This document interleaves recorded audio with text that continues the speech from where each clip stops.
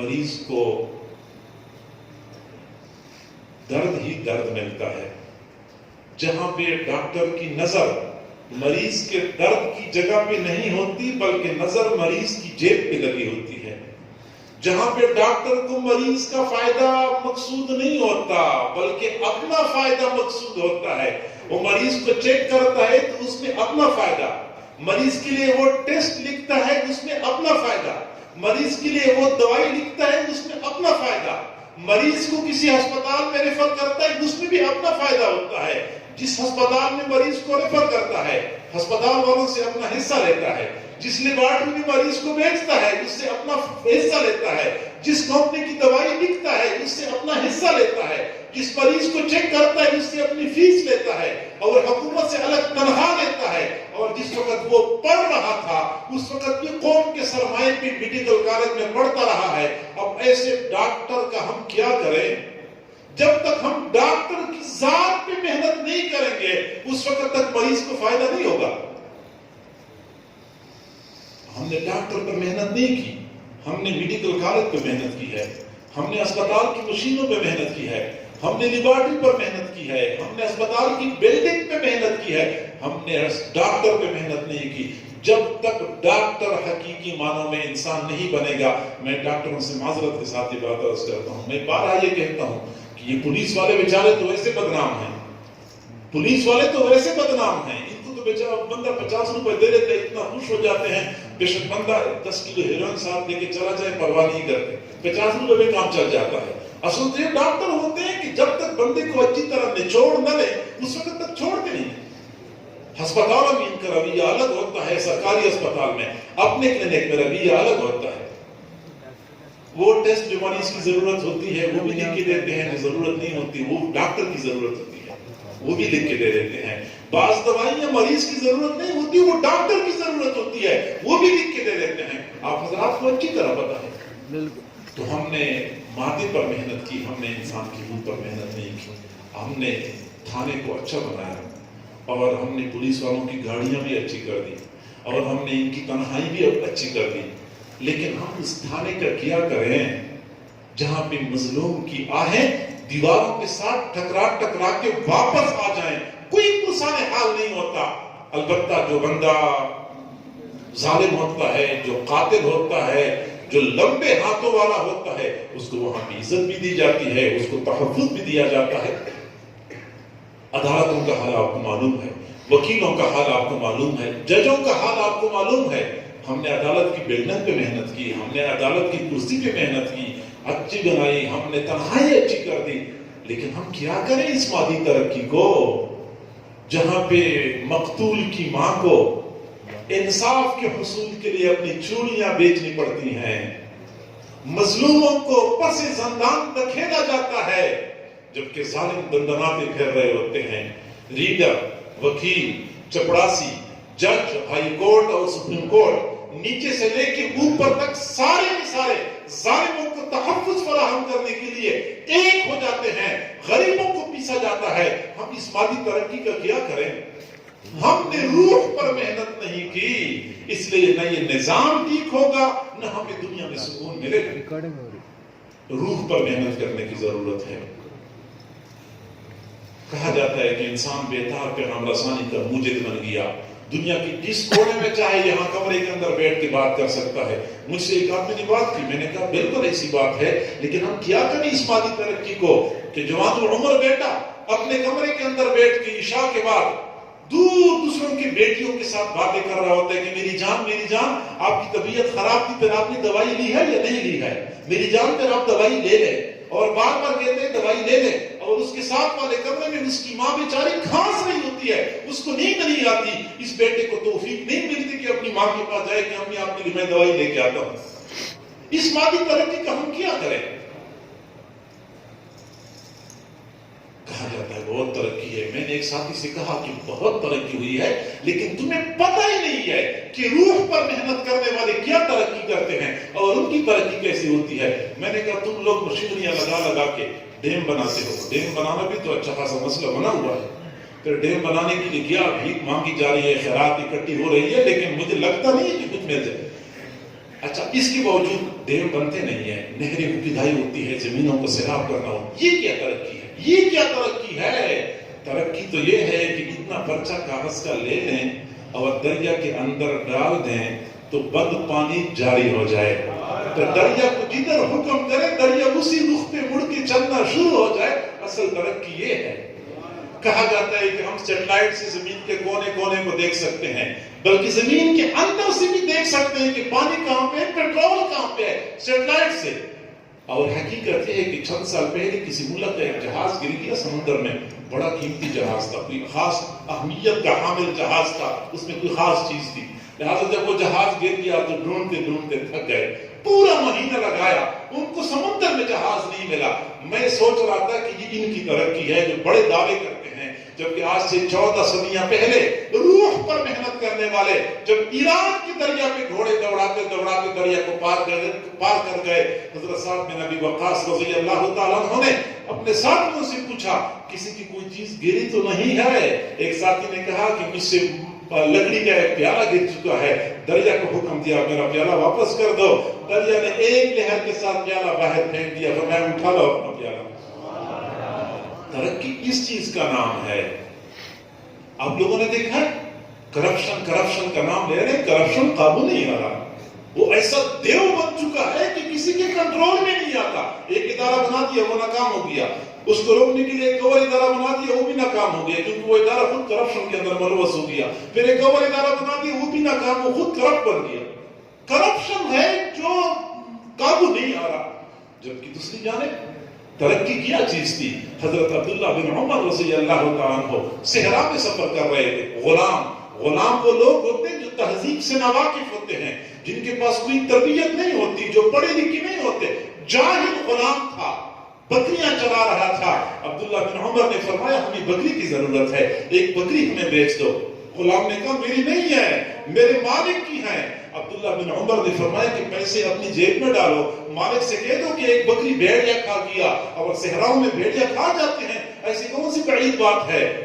اس وقت مالک آپ کو دیکھ تو نہیں رہا, وہ بکریاں چرانے والا چرواہا جس کا تہذیب سے دور کا بھی تعلق نہیں تھا, وہ صحرا میں کھڑے ہو کے آسمان کی طرف دیکھتا ہے, کہتے ہیں میرا مالک تو مجھے نہیں دیکھ رہا لیکن میرا اللہ تو مجھے دیکھ رہا ہے. میرا اللہ تو مجھے دیکھ رہا ہے. امن و امان کو قائم کرنے کے لیے کیا ہو, ہر 100 فٹ کے فاصلے میں پولیس نے ناکہ بندی کی ہوتی ہے, ہر 200 فٹ کے فاصلے میں ایک چوکی بنی ہوئی ہے. پھر بھی امن ان کا بن چکا ہے, امن نہیں آ رہا کیونکہ ہم نے مادے پر محنت کی ہے. ترقی کسے کہتے ہیں؟ صنعاء سے ایک خاتون روانہ ہوتی ہیں اور ہر قسم کے زیور سے لدی ہوئی اونٹ کے اوپر سوار ہو کے صنعاء سے لے کے مکہ مکرمہ تک کا سفر کرتی ہیں. پوچھنے والا پوچھتا ہے کہ آپ کو کوئی خطرہ تو لاحق نہیں ہوا؟ کسی نے آپ کے مال پہ ہاتھ ڈالنے کی کوشش تو نہیں کی ہے؟ کسی نے آپ کی عزت کو لوٹنے کی کوشش تو نہیں کی ہے؟ وہ قسم کھا کے کہتی ہے کہ میں صنعاء سے لے کے مکہ مکرمہ تک آئی ہوں, میں نے یوں محسوس کیا جیسا کہ وہاں سے لے کے یہاں تک سارے لوگ ایک ماں کی اولاد ہیں. ہمارے ہم تو 7 سال کی بچیوں کی عزت محفوظ نہیں ہے, 5 سال کی بچیوں کو بھی درندگی کا نشانہ بنایا جاتا ہے. وجہ کیا ہے کہ ہم نے روح پر محنت نہیں کی, ہم نے روح پر محنت نہیں کی. امن قائم نہیں ہو رہا, امن قائم نہیں ہو رہا. حضرت ابو ہریرہ رضی اللہ تعالیٰ عنہ کو ایک جگہ پہ عارضی طور پہ گورنر بنا کے بھیجا گیا. گورنر تھے لیکن ایسے گورنر تھے کہ پوری رات عبادت کرتے تھے, پورا دن حدیث پڑھایا کرتے تھے. تو چند دنوں کے بعد پتہ چلا جو اس علاقے کے چور اور ڈاکو تھے کہ یہاں تو انتظام نام کی کوئی چیز نہیں ہے, انتظامیہ آرام سے سو جاتی ہے. چنانچہ انہوں نے رات کے وقت چوریاں کرنی شروع کر دی. حضرت ابو ہریرہ کو کسی نے بتا دیا کہ رات کے وقت چوریاں ہوتی ہیں. انہوں نے اعلان کر دیا کہ بھائی عشاء کے بعد کوئی بندہ گھر سے باہر نہیں نکلے گا, سارے لوگ گھروں کے اندر رہیں گے تاکہ چوریوں کا راستہ رک جائے. اگلی رات پھر کسی نے خبر دے دی کہ چوریاں ہو جاتی ہیں, نہیں رکتی. انہوں نے پھر اعلان کر دیا لیکن چوریوں کا سلسلہ رکا نہیں, چور باہر نکلتے تھے اور پھر چوریاں کرتے تھے. حضرت ابو ہریرہ جلال میں آ گئے, فرمایا کوئی آوارہ کتا یہاں کہیں پھر رہا ہو اس کو میرے پاس بلا لے آؤ. وہ لوگ چلے گئے, آوارہ کتا پکڑ کے لے کے آ گئے. حضرت ابو ہریرہ نے کتے کو حکم دیا, کتے میں تجھے حکم دیتا ہوں, امیر المؤمنین کا نمائندہ ہوں, امیر المؤمنین کا نائب بن کے میں تجھے حکم دیتا ہوں, آج شہر کے سارے کتوں کو خبردار کر دو، عشاء کے بعد اگر کوئی بندہ تمہیں باہر ملا اور تم لوگوں نے اس کو چیر پار نہیں کیا، پھر میں تمہاری شکایت اللہ کے سامنے لگاؤں گا۔ اور رات کے وقت چوک چوراہوں پہ کتے کھڑے تھے، وہ پہرا دے رہے تھے، شہر کے اندر امن و امان قائم ہو گیا۔ اسی کا نام ترقی ہے۔ کتوں کو پہرا دینے پہ لگا لیا اور وہ امن و امان قائم کر رہے تھے۔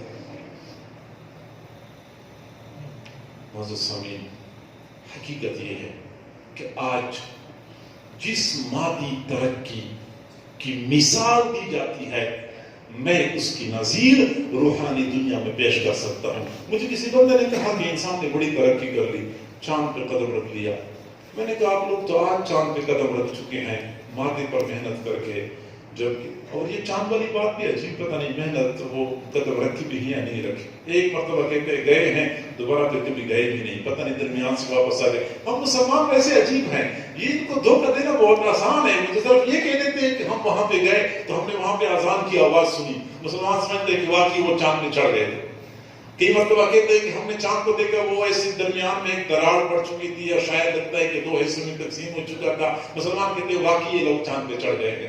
پتہ نہیں چڑھے بھی تھے یا نہیں چڑھے تھے، کیونکہ دوبارہ بھی یہ لوگ گئے نہیں، دوبارہ نہیں گئے۔ ہمارے جنگ میں ایک کالج کا پرنسپل ہے، تھوڑا سا لیبرل ذہن کا ہے، تو مجھے کہنے لگا مولانا صاحب ساری دنیا چاند پہ چڑھ گئی، تم زمین پہ ہو۔ میں نے کہا یہ بات تو میں نے آپ سے کرنی تھی کہ دنیا چاند پہ چڑھ گئی، تم زمین پہ پھر رہے ہو۔ آپ مجھ سے بات کر رہے ہیں، میں نے تو آپ سے ہی بات کرنی تھی۔ میں نے تو چاند پہ نہ چڑھنا ہے نہ میری چاہت ہے، کیونکہ مجھے تو اللہ نے زمین پہ خلیفہ بنایا۔ انی جاعل فی الارض خلیفہ، میرے لیے تو زمین بہتر ہے۔ مسئلہ تمہارا خراب ہے، تمہارے آقا تو اوپر چلے گئے، تم زمین پہ بیٹھے ہوئے ہو۔ آپ مجھ سے سوال کریں، میں تجھ سے سوال کرتا ہوں، میرا تو یہ کام ہی نہیں ہے۔ میں تو زمین پہ چڑھنا لوگوں کو سکھاتا ہوں، تم لوگ چاند پہ چڑھنے کی کوشش کر رہے۔ وہ کالج والا ہے۔ پھر میں نے کہا دیکھیں 98% تو ہو تم لوگ، ہم ہیں 2%۔ ہمارا تو انتظار ہے کہ تم جس وقت 98% چاند پہ چڑھ جائیں گے، زمین پہ ہم سکون سے رہا کریں گے۔ اور میں نے کہا کہ میں نے تیرے کالج میں مدرسہ بنانا ہے جس دن تم چاند پہ چڑھ جاؤ۔ ہمیں تعلیم دیتے ہیں کہ چاند پہ چڑھ گئے، تم وہی کر رہے ہو۔ تم ان سے کیوں نہیں کہتے کہ تم کون سے چاند پہ چڑھ گئے، تم تو زمین پہ پھر رہے ہو۔ تو معزز سامعین، یہ لوگ کہتے ہیں کہ چاند پہ چڑھ گئے، یہ بڑی ترقی ہے۔ تو میں نے ایک ساتھی سے کہا کہ دیکھیں آپ لوگ تو مادے پر محنت کر کے آج چاند پہ چڑھ گئے ہیں، جبکہ روح پر محنت کرنے والے آج سے 14 صدیاں پہلے چاند سے اس پار، مریخ سے بھی اس پار، اور سورج سے بھی اس پار، آسمانوں سے اس پار عرش پہ قدم رکھ چکے ہیں۔ اور تم یہ کہتے ہو کہ ہم نے ہوائی جہاز ایجاد کر لیا اور ہوائی جہاز کے ذریعے ہم ہوا کے دوش پہ سفر کرتے ہیں۔ میں تمہیں کہتا ہوں کہ روح پہ محنت کرنے والے آج سے ہزاروں سال پہلے ہوا کے دوش پہ تخت اڑا چکے ہیں۔ تم یہ کہتے ہو کہ ہم نے سائنس مادے پر محنت کی، ہم سمندر کے اوپر جہاز چلاتے ہیں۔ میں کہتا ہوں روح پہ محنت کرنے والے آج سے 14 صدیاں پہلے سمندر کے لہروں پہ گھوڑے دوڑا چکے ہیں۔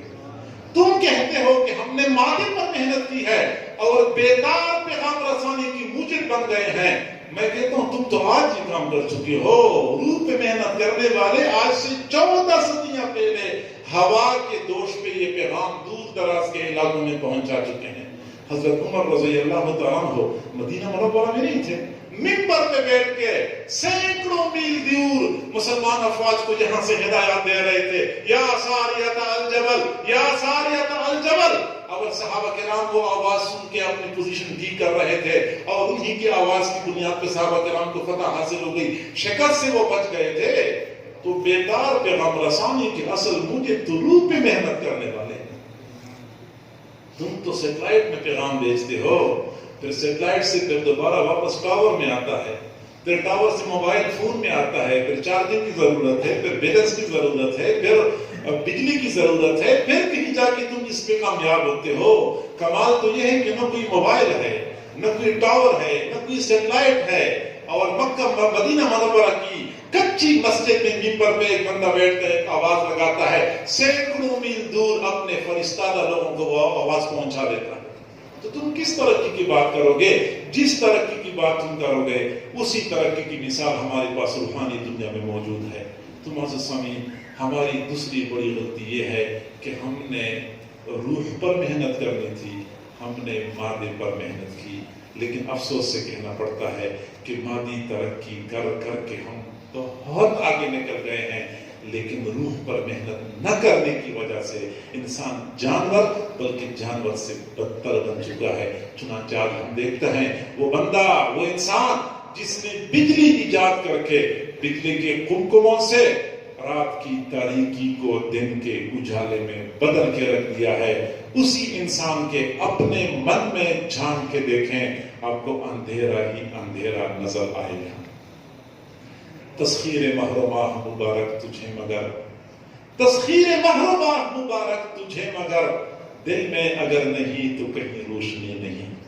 یہ مصنوعی چمک دمک اور اس پہ بندہ فریفتہ ہو جاتا ہے، جبکہ وہ اپنے من کے اندر اندھیرا ہی اندھیرا ہوتا ہے۔ وہ بندہ جس نے ہوائی جہاز ایجاد کر کے ہوا کے دوش پہ سفر کرنا شروع کر دیا، اخلاقی اعتبار سے پستی کی انتہا کو پہنچ چکا ہے۔ آج کل انسان اتنا پست ہو چکا ہے کہ کسی زمانے میں انسانی تاریخ میں کبھی بھی انسان اتنا پست نہیں ہو چکا تھا۔ اخلاقی اعتبار سے، روحانی اعتبار سے انسانیت مفقود ہو چکی ہے۔ ڈھونڈتا ہے جو ستاروں کی گزرگاہوں، ڈھونڈتا ہے جو ستاروں کی گزرگاہوں کو، اپنے افکار کی دنیا میں سفر کر نہ سکا۔ جس نے سورج کی شعاعوں کو گرفتار کیا، جس نے سورج کی شعاعوں کو گرفتار کیا، اپنے دل کی شب تاریک سحر کر نہ سکا۔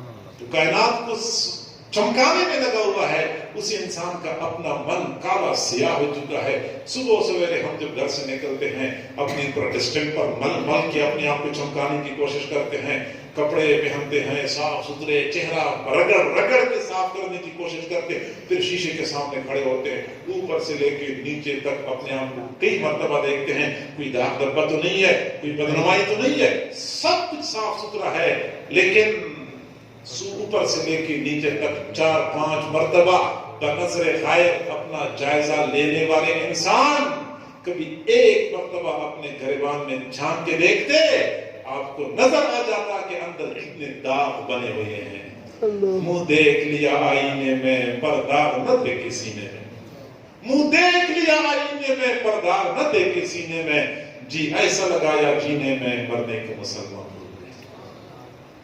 یہ دوسری بڑی غلطی ہے۔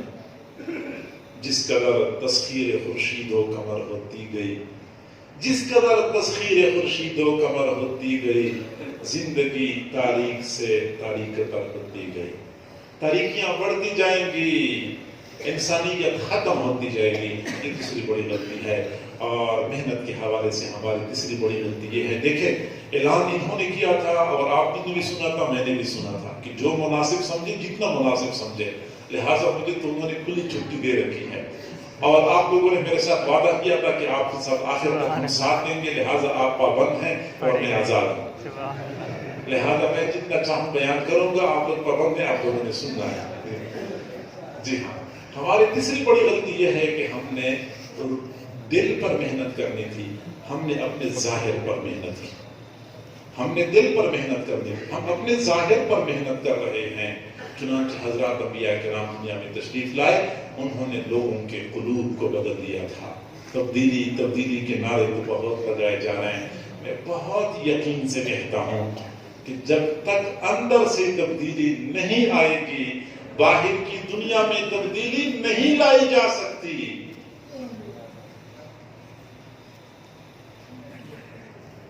جتنا ہی کوشش کیوں نہ کرے، کتنی کوشش کیوں نہ کرے، تبدیلی نہیں لائی جا سکتی۔ حضرات انبیاء کرام نے انسانی قلوب پر محنت کی، دل بن جاتا ہے تو بندہ سنور جاتا ہے، جب بندہ بن جاتا ہے تو پورا معاشرہ بن جاتا ہے، جب معاشرہ بن جاتا ہے کائنات کا پورا نظام ٹھیک ہو جاتا ہے۔ لہٰذا حضرات انبیاء کرام نے انسانی قلوب پر محنت کی ہے، ہمیں چاہیے کہ ہم بھی اپنے دلوں پر محنت کریں، دلوں کو بنائیں۔ جس طرح انسانی جسم کی کچھ ضروریات ہیں، जिस्म को ग़िज़ा चाहिए, जिस्म को दवा चाहिए, जिस्म को लिबास चाहिए, जिस्म की सफाई सुथराई की ज़रूरत होती है। इसी तरह दिल को भी ग़िज़ा चाहिए, दिल को भी दवा चाहिए, दिल की भी सफाई सुथराई की ज़रूरत होती है, दिल को भी लिबास चाहिए होता है।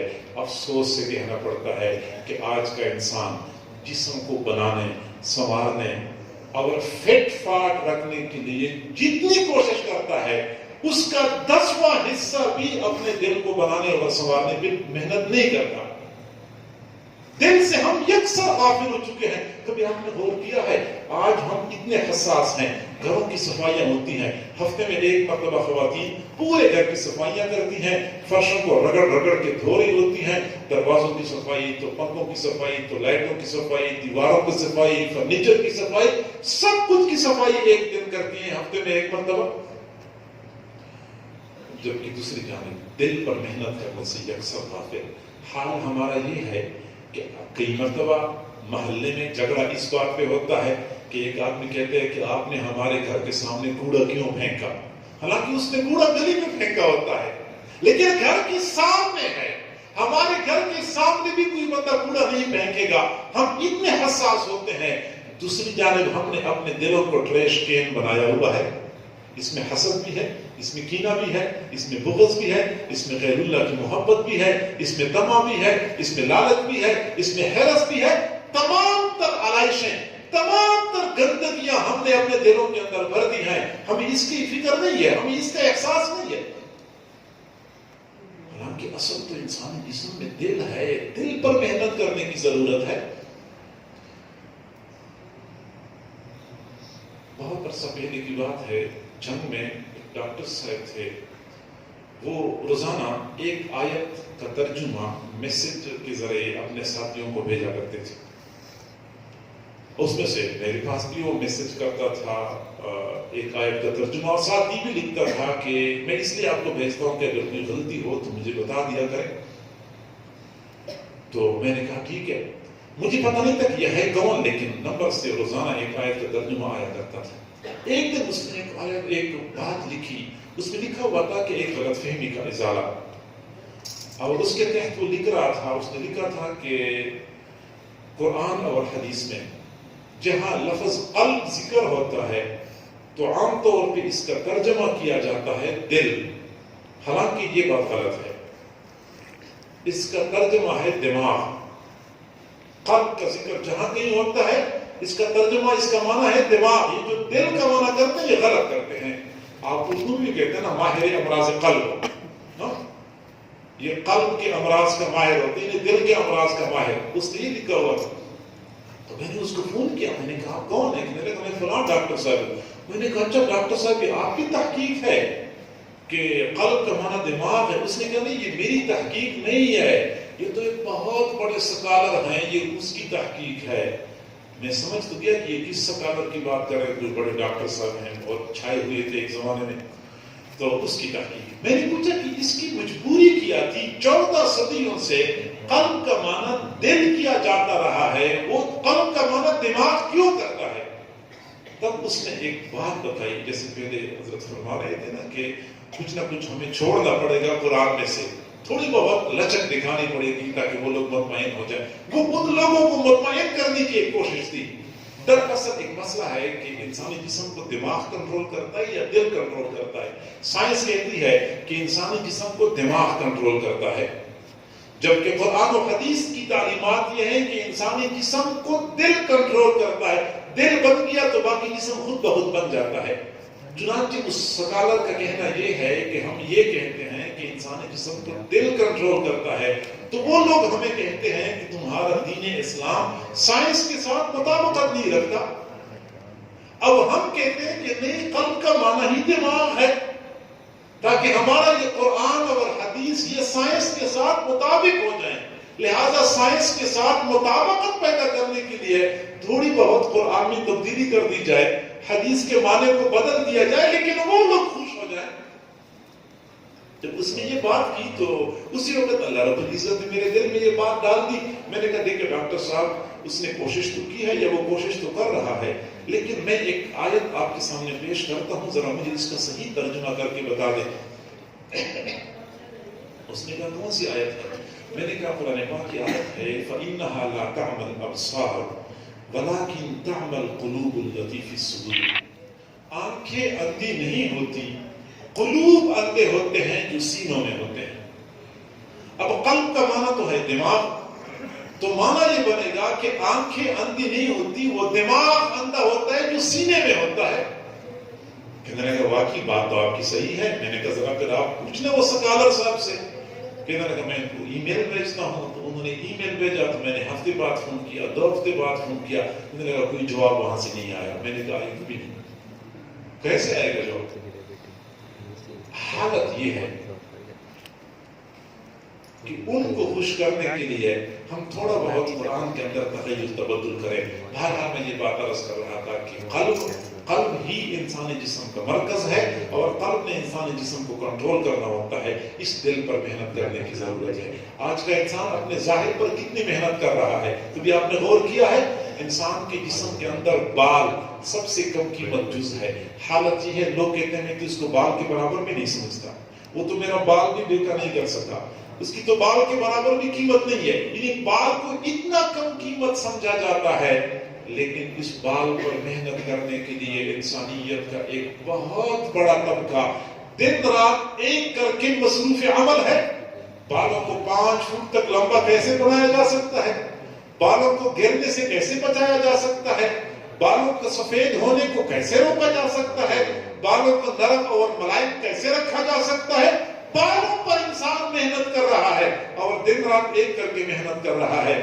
اور دل جو پورے جسم کے اندر مرکزی حیثیت رکھتا ہے، اس دل پر محنت کرنے سے انسان یکسر غافل ہو چکا ہے۔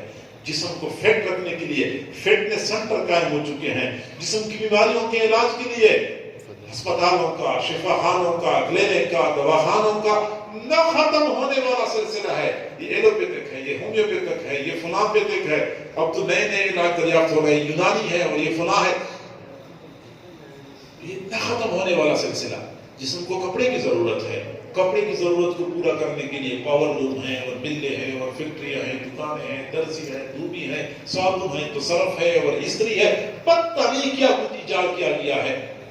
یہ تو ہماری کھانے کی ضرورت، یہ پیٹ کی لمبائی چوڑائی ایک بالش بھی نہیں ہے، ایک بالش سے بھی کم ہے، لیکن انسانیت کا آدھا حصہ، آدھے انسان اس پیٹ کی خدمت میں لگے ہوئے ہیں۔ آدھے انسان، کوئی غلہ کاشت کر رہا ہے، کوئی سبزیاں کاشت کر رہا ہے، کوئی پھل کاشت کر رہا ہے، کوئی بازاروں میں پہنچ جا رہا ہے، کوئی دکانوں میں بنا رہا ہے، کوئی گھروں میں خواتین کی آدھی زندگی باورچی خانے میں گزرتی ہے، اس پیٹ کی خدمت ہو رہی ہے۔ معزز سامعین، میں صرف یہ بات عرض کر رہا تھا کہ ہم نے دل پر محنت کرنی تھی، ہم نے جسم پر محنت شروع کر دی۔ یہ ہماری تیسری بڑی غلطی ہے، اور ہماری چوتھی بڑی غلطی یہ ہے کہ ہم نے آخرت پر محنت کرنی تھی، ہم نے دنیا پر محنت کرنی۔ چنانچہ ہم دنیا کو بنانے میں، 2 دن کی زندگی کو بنانے میں اور سنوارنے میں اور اس میں کامیاب بنانے کے لیے ہم دن رات ایک کر کے لگے ہوئے ہیں۔ پاگلوں کی طرح ایک دوسرے سے آگے بڑھنے کی کوشش کرتے ہیں۔ میری کار سب سے اچھی ہونی چاہیے، میری کوٹھی سب سے اچھی ہونی چاہیے، اور میرا بینک بیلنس سب سے زیادہ ہونا چاہیے، اور ہم سمجھتے ہیں کہ شاید یہی سکون ہے۔ حالانکہ سب سے زیادہ بے سکونی اسی چیز میں ہے۔ جتنا بینک بیلنس بڑھتا جائے گا بے سکونی بڑھتی جائے گی، کاروبار جتنا پھیلتا جائے گا سکون اتنا ہی ختم ہوتا جائے گا، کار کوٹھی جتنی اچھی ہوتی جائے گی نیند اتنا ہی عنقا ہوتی جائے گی۔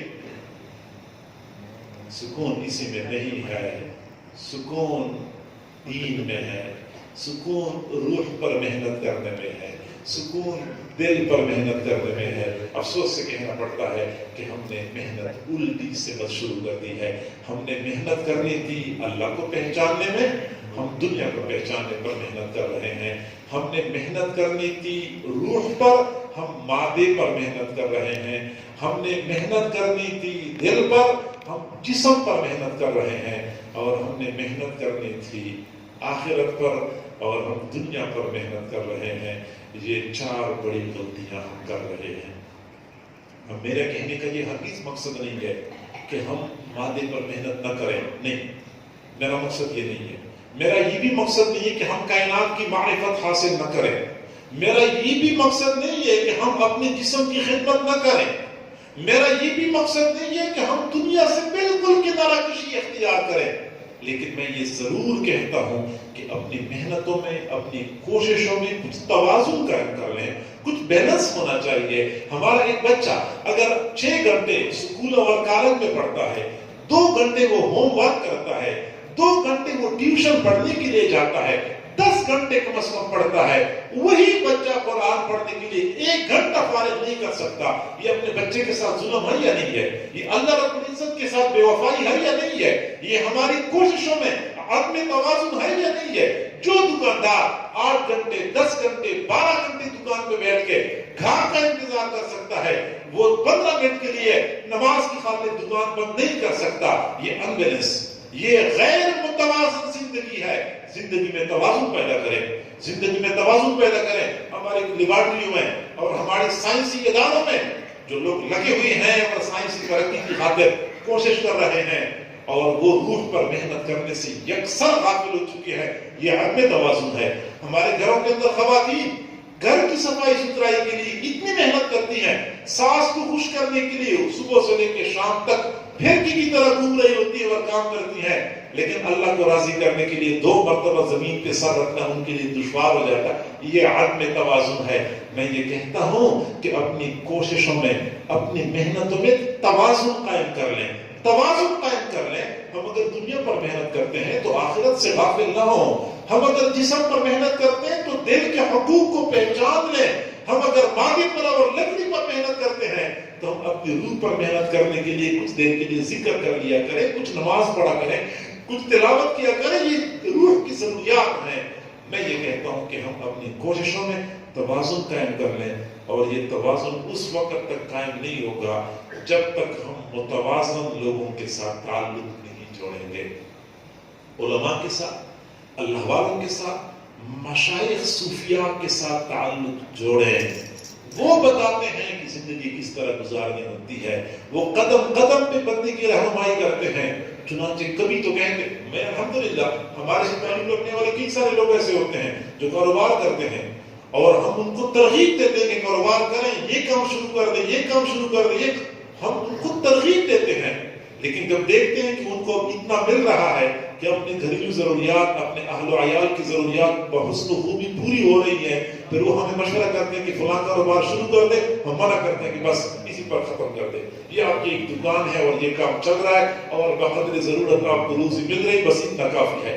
اسکول کالج کے لڑکوں کو ہم کہتے ہیں بھائی محنت کرو, اچھا پڑھا کرو, اور آپ لوگ اچھے نمبر لے لو, انجینئر بنو, ڈاکٹر بنو. ہم ترغیب دیتے ہیں, لیکن جب ہمیں نظر آتا ہے کہ یہ اسکول اور کالج اور سائنس اور فزکس اور کیمسٹری یہ اللہ رب العزت کے پہچاننے میں رکاوٹ بنتے ہیں, ہم کہتے ہیں یہی بھی یہ محنت روک لو, اب اتنی محنت کریں, اس سے زیادہ محنت نہ کریں, اب مزید محنت ادھر شروع کر دیں. یہ توازن مطلوب ہے. یہ دین اسلام یہ دین توازن ہے.